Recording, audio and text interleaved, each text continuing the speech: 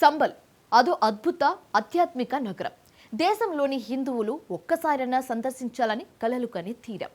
1978 వరకు ఈ నగరం ఆధ్యాత్మికంగా ఓ వెలుగు వెలిగింది.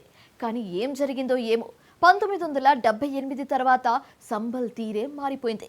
ఆలయాలు కనుమరుగైపోయాయి, దేవత విగ్రహాలు మట్టిలో కలిసిపోయాయి. చొచ్చుకు వచ్చిన అక్రమ నిర్మాణాల మధ్య శతాబ్దాల చరిత్ర క్రమంగా కుంచుకుపోయింది.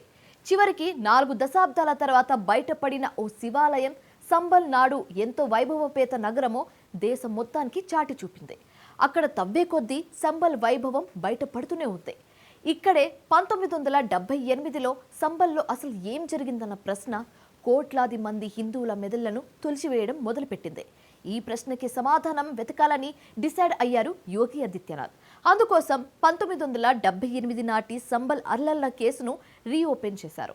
ఇంతకు 1978లో ఆధ్యాత్మిక నగరం సంబల్లో అసలు ఏం జరిగింది? ఇన్నేళ్ల తర్వాత కేసును రీఓపెన్ చేయడానికి వెనకాల కారణమేంటి? What's the story? 1978లో ఆధ్యాత్మిక నగరం సంబల్లో ఏం జరిగింది? శతాబ్దాల సంబల్ చరిత్ర ఒక్కసారే ఎలా కనుమరుగైంది? 1978 నాటి కేసును యోగి ఎందుకు రీఓపెన్ చేస్తున్నారు?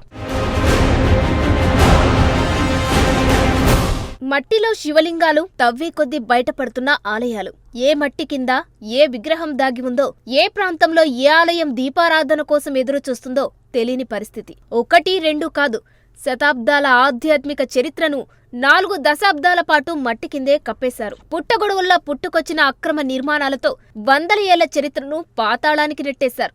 అసలు అక్కడ హిందూ ఆనవాళ్లే లేవన్నట్టుగా ఆ ప్రాంత రూపురేఖల్నే మార్చేశారు.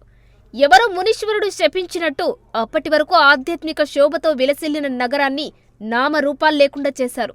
ఇప్పుడు ఆ నగరానికి పట్టిన పీడ విరుగడవుతోంది. కొందరి అక్రమాలను తిప్పికొట్టే ప్రయత్నంలో ఆ ప్రాంత చరిత్ర బయటపడుతోంది.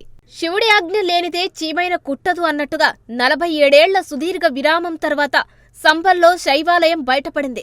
ఆ తర్వాతే సంబల్ చరిత్ర బయటకు వస్తుంది. ఆ చరిత్రను పూర్తిగా తవ్వి తీయాలని యోగి డిసైడ్ అయ్యారు. 1978 నాటి అల్లర్ల కేసును రీఓపెన్ చేయాలని నిర్ణయించారు. 2024 డిసెంబర్ 14 దేశవ్యాప్తంగా సంబల్ పేరు రీసౌండ్ ఇవ్వడం మొదలైంది. ఆ రోజు నుంచే. ఆ రోజు సంబల్లో ఓ పురాతన ఆలయం వెలుగులోకి వచ్చింది. ఆలయంలో హనుమాన్ విగ్రహం ఉంది. ఆ విగ్రహం కిందే శివలింగం బయటపడింది. ఎదురుగా నంది విగ్రహాలు కూడా ఉన్నాయి. డిసెంబర్ 10 నుంచి ఆ పురాతన శివాలయాన్ని దర్శించడానికి భక్తులు పోటెత్తారు. ఆలయాన్ని పునరుజ్జీవనం చేసి పూజలు, హోమాలు నిర్వహించారు. ఆ ఆలయానికి 1000 ఏళ్ల చరిత్ర ఉందని తేలింది. ఆలయంలో ఉన్న పురాతన బావిలో 3 ధ్వంసమైన విగ్రహాలు బయటపడ్డాయి. కాని బావిలోకి ధ్వంసమైన విగ్రహాలు ఎలా చేరాయి? అసలు 4 దశాబ్దాలుగా ఈ శివాలయం ఎందుకు తెరమరుగైపోయింది? ఆలయం చుట్టుపక్కల ఆక్రమణలను అధికారులు ఎందుకు పట్టించుకోలేదు? గుడిని, గుడిలో లింగాన్ని కూడా ఆక్రమణదారులు మింగేశారా? ఇలా ఎన్నో ప్రశ్నలు దేశంలోనే కోట్లాది మంది హిందువుల మెదళ్లను తొలిచేశాయి.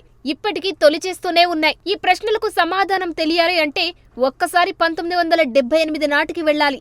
ఇప్పుడు యోగి సర్కార్ ఆ పనిలోనే నిమగ్నమై ఉంది. భారత హిస్టరీలో 1978 నాటి అల్లర్లను అతి హింసాత్మకంగా చెబుతారు. నాటి హింసలో ఎన్నో ప్రాణాలు పోయాయి, ఎందరో గాయపడ్డారు. ఇంకా అక్కడే ఉంటే మరణం తప్పదేమో అన్న భయం హిందువుల్లో మొదలైంది. దీంతో సంబాల్లోనే హిందువుల కుటుంబాలు ఇతర ప్రాంతాలకి వలస వెళ్లాయి. అంతవరకు ఆలయ ఆలనా పాలన చూసిన పూజారి సైతం ప్రాణభయంతో సంబల్ను విడిచిపెట్టి వెళ్లిపోయారని స్థానికులు చెబుతున్నారు. అప్పటినుంచే ఈ ఆధ్యాత్మిక నగరం రూపురేఖలు మారడం మొదలయ్యాయి. ఆలయాల చుట్టుపక్కల ఆక్రమణలు మొదలయ్యాయి. ఈ ఆక్రమణలు ఆలయాలని కనిపించకుండా చేసే స్థాయికి చేరిపోయాయి. వివరంగా చెప్పాలి అంటే చారిత్రాత్మక సంబల్పై మరో కృత్రిమ నగరం పొడుచుకు వచ్చింది. నిజానికి హిందూ కుటుంబాలు సంబల్ను విడిచిపెట్టిన తర్వాత కూడా కొందరు అక్కడి ఆలయాలను తెరిచే ప్రయత్నం చేశారని స్థానికులు చెబుతున్నారు. కానీ కొన్ని శక్తులు ఆలయాలను తెరవకుండా అడ్డుకున్నాయట. 1978లో ఏం జరిగిందన్న డీటెయిల్స్ లోకి వెళితే 1978 మార్చ్ 28న సంబల్లో దేశంలోనే అతిపెద్ద అల్లర్లు జరిగాయి. హోలికా దహన్ స్థలంలో 2 వర్గాల మధ్య ఉద్రిక్తత నెలకొంది. ఓ దుకాణదారుడు మరో వర్గానికి చెందిన వ్యక్తిని చంపడంతో హింస చెలరేగింది. అల్లర్ల సమయంలో వ్యాపారవేత్త బన్వారీలాల్ తన బంధువు భవనంలో దుకాణదారులను దాచిపెట్టారు. అల్లర్లకు పాల్పడిన వారు ట్రాక్టర్తో భవనం గేటు పగలగొట్టి 24 మందిని చంపారు. సంబల్ చుట్టుపక్కల అన్ని ఊళ్లల్లో అల్లర్లు జరిగాయి. కొందరి మృతదేహాలు దొరక్కపోవడంతో వారి బొమ్మలకు అంతిమ సంస్కారాలు చేయాల్సిన పరిస్థితి వచ్చింది. చివరికి వ్యాపారి బన్వారీలాల్ ను కూడా దారుణంగా చంపారు. అల్లర్లలో అతడిని పట్టుకుని అతని అవయవాలు నరికేశారు. ఈ కేసులో 48 మంది నిందితులుగా ఉన్నారు. కానీ సరైన ఆధారాలు లేకపోవడంతో 2010లో అందరూ నిర్దోషులుగా విడుదలయ్యారు. తీర్పు చెప్పిన న్యాయమూర్తి ఇలాంటి వారిని ఉరితీయలేకపోతున్నామంటే నమ్మలేకుండా ఉన్నామని వ్యాఖ్యానించారు. ఇప్పుడు వారిలో ఎందరూ ప్రాణాలతో ఉన్నారో కూడా తెలియదు. మరి ఆ కేసును రీఓపెన్ చేయించడం ద్వారా యూపీ సీఎం ఏం సాధించాలనుకుంటున్నారు? నిజానికి 1978 కంటే ముందు కూడా సంబల్లో అల్లర్లు జరిగాయి.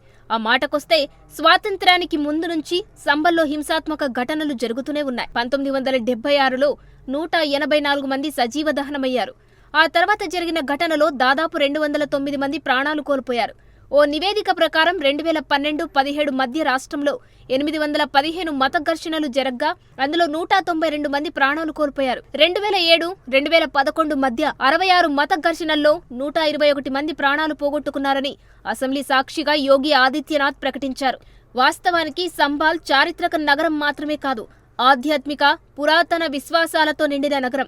భగవన్ నారాయణుడు 24వ అవతారమైన కల్కి సంబల్లోనే అవతరిస్తారని శ్రీమద్ భగవత పురాణంలోనే 12వ ఖండంలోనే 2వ అధ్యాయంలో ఉందని వేద పండితులు చెబుతారు. కలియుగంలో దుష్టుల నాశనానికి కల్కి అవతారం ఉండబోతుందని అందులో స్పష్టంగా రాసి ఉన్నట్టు చెబుతారు. సంబల్ 68 తీర్థయాత్రలు, 19 బావులు, 36 పురాలు, 52 సత్రాలను కలిగి ఉండేదట. సంబల్ నగరంలో ఇప్పటికీ ఇవి చాలా ఉన్నాయి. ఇటీవల తవ్వే కొద్దీ ఆ ఆనవాళ్లు బయటపడుతూనే ఉన్నాయి.